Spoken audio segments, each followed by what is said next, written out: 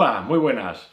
Estamos aquí en este review sobre las diferencias entre la R5 y la R6. También hablaremos un poco de la R, un poquito de las diferencias entre ellas, que son muchas más diferencias del vídeo y alguna cosita más. Si no, hay bastantes diferencias, sistemas de medición, material de construcción del cuerpo, sistemas de transmisión de ficheros. O sea, hay bastantes más diferencias de las que nos podemos imaginar.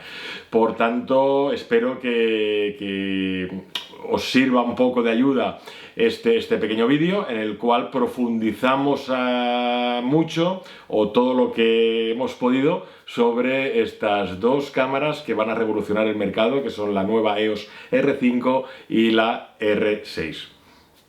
Adelante. El 9 de julio se anunciaron dos modelos de cámaras full frame de Canon, las EOS R5 y R6, que completan la línea de esta nueva gama mirrorless de Canon, junto con la EOS R y la RP. Así que vamos a ver la diferencia de estos dos nuevos modelos que seguro van a marcar un punto importante en el sector fotográfico. Parece que muchas personas están interesadas en la función incorporada al estabilizador de imagen de 5 ejes, pero las dos cámaras han evolucionado significativamente de forma importante. Hay una diferencia de precio entre R5 y R6 también a tener en cuenta, y por eso queremos profundizar mucho en estas diferencias que hay, porque desde luego, como veremos, son importantes y por lo tanto justificables esa diferencia de precio. Además de la diferencia del sensor de imagen, esta diferencia conduce a diferencias en función y rendimiento que vamos a ver. La diferencia que tenemos en el sensor de 45 millones de píxeles de la R5 contra los 20 millones de la R6, bien, aquí podríamos decir que aunque la 5DR era una cámara con 50,6 millones de píxeles, Canon nos asegura que la R5, aunque es inferior en términos de cantidad de píxeles, Canon, como digo, nos dice que logra un mayor rendimiento de definición en la historia de EOS combinando las tres cosas del triángulo de la Trinidad, como dicen ellos, que es el fabricar el sensor, el fabricar el objetivo y el fabricar el procesamiento de imagen. Y este nuevo sensor que incorpora la R5 combinado con esa lente RF y con ese nuevo procesador Digit-X, esa combinación hace que acabemos teniendo una cámara con 40 millones de píxeles, 45 mejor dicho, que nos va a dar mayor definición, aunque tenga un pelín menos de resolución que tenía la 5DR. Una de las diferencias que podemos encontrar entre la R5 y la R6, una de las primeras diferencias, es el hecho de que la R5 nos utiliza un filtro de paso bajo GD para separar en 16 puntos para aumentar la resolución que va a captar el sensor. Mientras que la R6 utiliza un tipo normal de filtro de paso bajo con dos piezas que separa en 4 puntos en lugar de los 16 de la R5 con esos 4 filtros de GD. O sea que es una primera ya diferencia importante. Una diferencia en cuanto a diseño. En cuanto a diseño es la sustitución de la barra multifunción que tenía la EOS R, que podíamos asignar libremente, pues configurarla, el autofocus, la sensibilidad, podíamos, como digo, configurarla, y que ha sido sustituida en la R5 y en la R6 por el joystick, en el cual allí en ese espacio se ha ubicado el joystick. También el tema del dial electrónico secundario, que famoso de la 5D Mark IV, que se ha ubicado en la parte trasera, donde había el cursor aquel redondo donde nosotros podíamos navegar arriba, abajo, izquierda, derecha y centro, y se ha sustituido por ese dial electrónico, conservando a la vez también el dial superior, con lo cual ahora hay un total de 3 diales, los dos que conservaba la EOS R, más este trasero que llevaban la familia de la EOS 5, por poner ejemplo, y que ahora son 3, que en lo cual nosotros podemos configurar cualquiera de estos 3 diales como más nos guste o más le guste a cada usuario. Siguiendo con el diseño, también hay que ver que la diferencia, viendo la R5 y la R6 desde arriba, se aprecia que la R5 conserva el panel de cristal líquido, el LCD, que ya tenía la EOS R, mientras que en la EOS R6 pues, se ha sustituido por una rueda de selección de modos de trabajo. En cuanto al visor electrónico, la EOS R6 tiene la misma resolución el visor electrónico que la EOS R. Y la EOS R5 pues tiene más resolución que tanto la R6 que la R. En cambio, la R5 y la R6, eso sí, las dos, tienen el mismo refresco, que ahora puede refrescar hasta 120 fotogramas por segundo, mientras que la EOS R lo hacía en 60.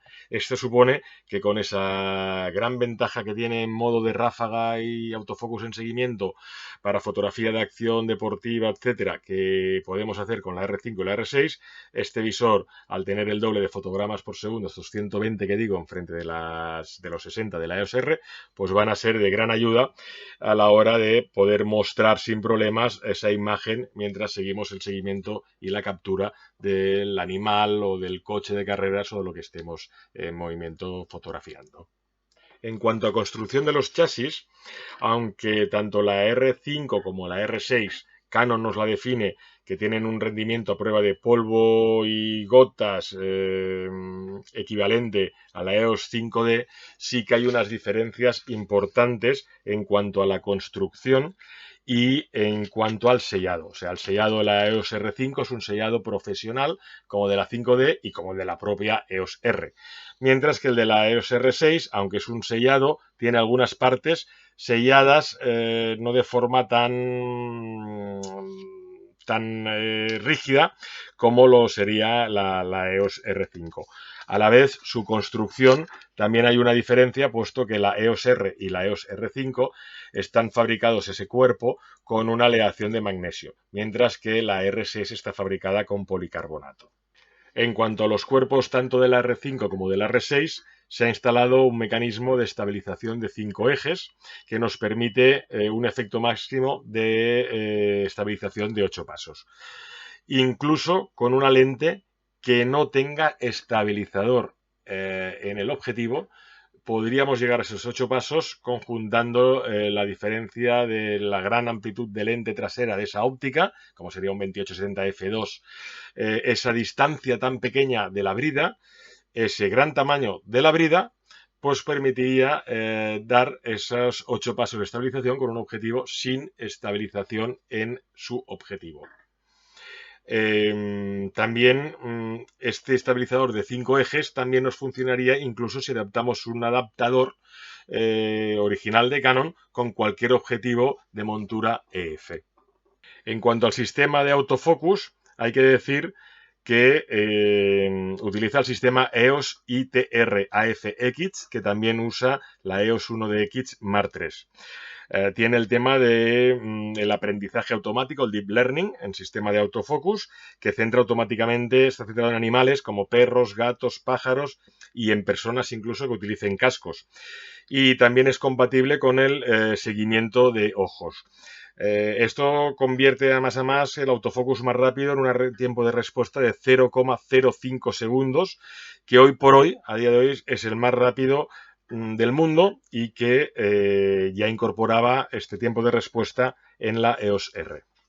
Por tanto, el tema, la EOS R5 y la EOS R6 nos llevan un sistema de dual pixel CMOS AF2, mientras que la EOS R tenía una generación anterior, utilizaba el Dual Pixel CMOS AF. Por lo tanto, aquí hay una evolución de la R a la R5 y R6 en cuanto a este sistema autofocus que incorporan las cámaras. En cuanto a puntos de enfoque, también hay que decir que más o menos ahí sí que tanto R, R5 como R6 estamos hablando de más de 5.500 puntos de enfoque en todas ellas. Consiguiendo así como en la EOS R conseguíamos el 100% vertical de área y el 90% horizontal, la R5 y la R6 son cámaras que por primera vez, también se puede decir por primera vez, son las cámaras que consiguen el 100% tanto horizontal como vertical. En cuanto al tema del vídeo, la R5 al grabar en 8K necesita que una de las dos ranuras tenga que utilizar una tarjeta CF Express, que tiene una tasa de transferencia brutal de casi 2 gigas por segundo de transferencia sostenida, que es lo que necesita como mínimo para poder grabar el 8K RAW con All-Intra. Esto en la misma cámara, en la EOS R5, no nos va a dejar configurar grabar 8K RAW All-Intra en la ranura de la tarjeta SD, sino que vamos a tener que grabarlo sí o sí con la CF Express por la cantidad de flujo de datos que va a necesitar, y de ahí que utilice este tipo de tarjeta con una tasa sostenida, como he dicho, de casi 2 gigas por segundo de transferencia sostenida.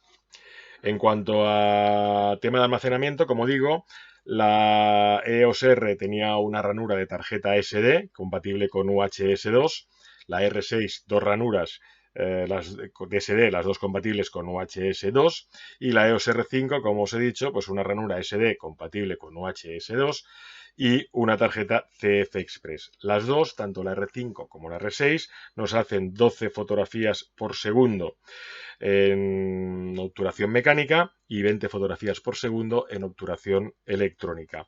Todo esto teniendo en cuenta, calculándolo con el seguimiento de autofocus y autoexposición. Otra diferencia básica que nos encontramos entre la R5 y la R6 es la vida del obturador. En la EOS R el obturador tenía una vida de 200.000 disparos. Eso no quiere decir que duren mucho más, porque la EOS 5D, Mark IV o Mark III tenían una vida también de 200.000, y podemos hablar con muchos usuarios y os dirán que han hecho más del doble sin ningún problema. Pues como os digo, la EOS R tiene el obturador una vida de 200.000 disparos, la R6 de 300.000 y la R5 de 500.000, que es la misma vida que nos aseguran con la 1DX Mark III.